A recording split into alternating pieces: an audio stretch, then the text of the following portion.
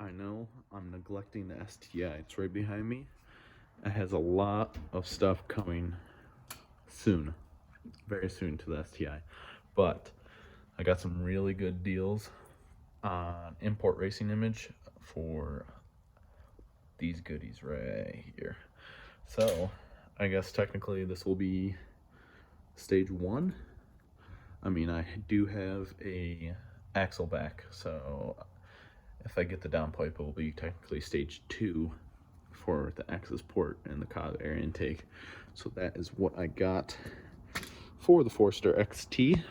We're going to be replacing the stock airbox with the new Cobb intake. So that's what today's video is going to be on, is the Cobb intake. And then I'm going to have another one on installing and reviewing the Cobb access port for the XT. Yeah, so I'm gonna give you guys some sound bites of what the car sounds like right now with the stock air intake on it, because I've heard that you can definitely hear the turbo and the blow-off valve a lot better when you put an aftermarket intake on these turbo EJ engines. I mean, even on the STI, it's like it has the same exact thing, the Cobb air intake, and it sounds so good. So yeah, that's what we're going to be doing today, and we'll get to how the car sounds right now, stock and idling. The car is warmed up, so I don't need to worry about revving it with a cold engine or anything like that. I just got back from work, so the engines are going to be nice and toasty. So here we go. I'll show you some sound bites of inside the car and outside the car right next to the air intake. Alright, so we're inside the car right now. We'll give it a couple revs, see if you can hear anything. Turbo and intake are over here by the glove box. So I'm going to move the phone over here a little bit, see if you guys can hear anything.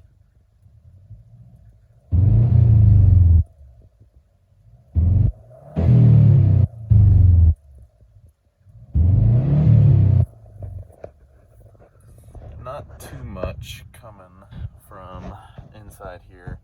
It's pretty quiet. I'm gonna try and set the phone up outside so you guys can hear better and see what, or hear what it sounds like outside of the car.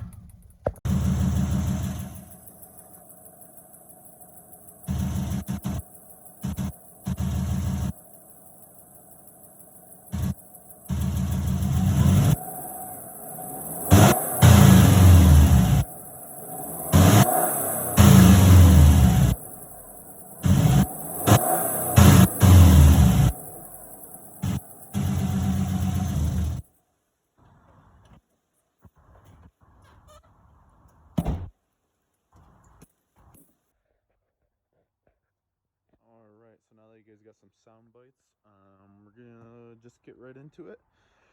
So I know on some vehicles they have a shorter air intake right here. I forget exactly what this is called, this part's called, and it cuts off right here, and you need that secondary hose that connects to the air intake. So this one, I want to say, has been upgraded to a longer tube that gets wider at the end, so I don't think we'll need that middle one, that middle section. So we're just gonna get started here. Basically you're gonna remove both these hoses. There's just a couple clips here, kind of throw them off to the side. Then we're gonna take the MAF off. You gotta make sure you protect this thing. This thing is your pride and joy, okay? This is what makes check engine lights go on or off. So I'm gonna go get a plastic baggie and then take these two screws off and then put that MAF sensor in the plastic bag so nothing gets on it. So I will be right back after I do that. Alrighty, so I got the two screws taken out of the MAF sensor. I'm gonna leave it plugged in right here. Sorry guys, leave it plugged in, just kind of give it a little wiggle and it should pop out. That is what your MAF sensor looks like on these EJ engines. I only have one hand to do this, so I'm going to be right back. I'm gonna set this into a little plastic baggie that I grabbed and just like tie it off and stick it out of the way. and then we'll get started on the airbox. Cool. Alright, so for first step, I'm going to loosen this clamp so that the airbox is technically free. Just got a little drill. Let's give it a couple little turns. That should be good. The clamp should come off. That end of the hose is on there a little bit tight. So we'll take that off when the airbox comes off completely. There is 2 mounting points for these airboxes. Right here is one, and I do believe there is another one. It's super duper hard to see. Trying to get the camera to focus. Is like directly down where that blue wire is for the O2 sensor. It's right below that. So basically, you look at the airbox right here, and there's one right here, and one right on the other corner, and then the airbox like is snug into the fender, so when you pull it out, that's how it's kind of stationary. So I'm going to get whatever size those are, take those out, and then we should be able to remove the airbox. So I will be right back when that's all finished. Alright guys, so we got the combination. This is a 13 millimeter. We're on 1/2 inch. This is probably about a 10-inch extension, and on a 1/2 inch ratchet. And we got those 2 nice and loosened. I'll probably get them by hand now.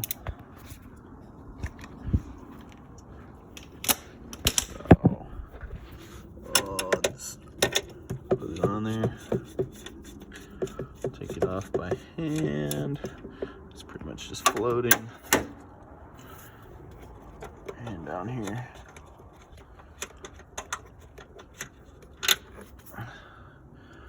So that is what one of the bolts looks like. There's one of them. And now we're gonna try and get this other one that's kind of deep down in there. I'm gonna try and pull out the airbox at the same time as I take this bolt out. Hopefully it will either hit the ground or stay in the airbox. So I'm gonna need both hands for this real quick. I will be right back with the airbox taken out. All right, so we're back. We got everything loosened off the air intake. Those 2 bolts came out. I took the, I don't know what to call this, the air intake outlet or inlet. I took that off. Now we just gotta give it a jiggle. And there we go. There is a stock airbox out of there. Now it's time to put Cobb SF air intake right here. So I will get that all set up for you, and we'll be right back with the next step. Alright guys, so we brought you over to the makeshift workbench right now. I just want to show you what you got in the kit. So you get the filter, the outlet or the inlet, and then you get a bracket. And like obviously you get Cobb stickers and everything like that. So, and there's bolts in here to secure this bracket to this. So I'm going to show you what this is used for. This bracket is used for right now, and then I'm going to show you exactly where it goes and how to put it in. So we'll be right back. So you're going to get to see how kind of dirty this car is, because it is getting dark out on us out here, and we kind of want to get this done. So the bracket. So the bracket's going to go in one of the, it's going to bolt into one of these stock locations where the old air intake was. So I'm going to put mine right there, and then this Cobb intake is going to go right in there. It's going to kind of lean down, and it's going to be attached at this top bracket. So I'm going to do that real quick, and then we'll go from there. Alright guys, so I just put the cone onto the intake right here and snugged it down. I am going to put this little sticker probably on the other side, or like somewhere's on here. And I'm going to start putting this in the car. So I will show you the process of that too, and we'll be right back. All right, guys, so we got the intake in, got it in the inlet, and now we just have to tighten down the little Phillips head clamp right here. So we're gonna do that real quick here. I'll keep you guys on camera since this should just only take one hand. Just make sure it's nice and tight, not going anywhere. All right, so now I'm going to put that bracket in real quick. Then we're going to be installing the MAF sensor with the new bolts that Cobb gives you. So I will go grab those bolts and the bracket, and we'll be right back. Alrighty, guys, so we got the intake into the inlet. We have it all tightened down. Now we're going to be putting the MAF. I just took it out of the plastic bag right in. Just kind of line it up. Make sure that O-ring that is on the MAF is nice and snug. Be taking Cobb's supplied tools, which are Allen key and the Allen bolts, to go into the MAF sensor into the intake. So I'm going to put those in right now. It's just two of them right there, and then two of them right there. And after that, we're gonna just tighten them down, make sure they're just snug. You don't want to over tighten and break anything. So just snug, and then a little bit extra to make sure they don't come off. Yeah, and then I'll be right back when we're all pretty much done.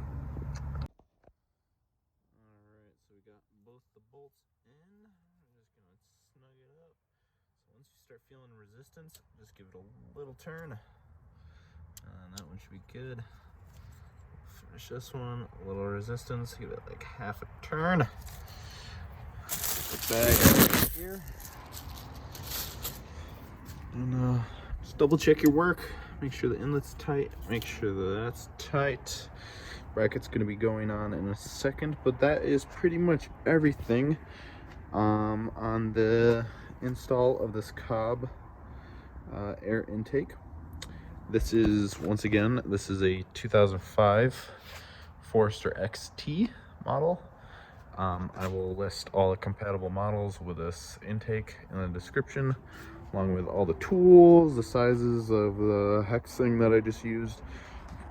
But I'm going to be making another video on the install of the access port, and I'm not gonna turn the car on yet because I fear that maybe it'll throw a check engine light, and I don't really want to do that yet since it may make the car run a little bit too lean with the new intake. But I'm just gonna be playing it safe, so stay tuned. Once I have the access port installed and one of the tunes installed on the car, then I'll give you some sound bites of the after with this intake installed. Hopefully we'll be able to hear the turbo a lot better from the cabin of the car, along with the blow-off valve, or the recirculating valve, sorry. But I can't wait to hear that stuff. I told myself I wasn't gonna dump a bunch of money into this because it's supposed to be just a winter beater, but I'm driving this thing every single day to work, and I'm really liking it, and it is kind of quick for a Forester, so who knows, maybe she'll be staying along. So yeah, thank you guys for watching the video. Stay tuned for the access port install on the 05 Forester model.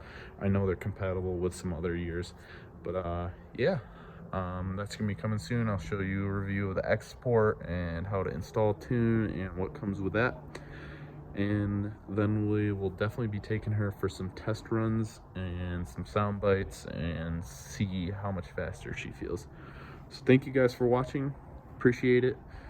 If you do like the videos, don't forget to like, comment, and subscribe. Stay tuned for more on the XT, and definitely more on the Forester, which is right behind me, and that thing is gonna look crazy next summer. Stay tuned. Peace. Thanks, guys.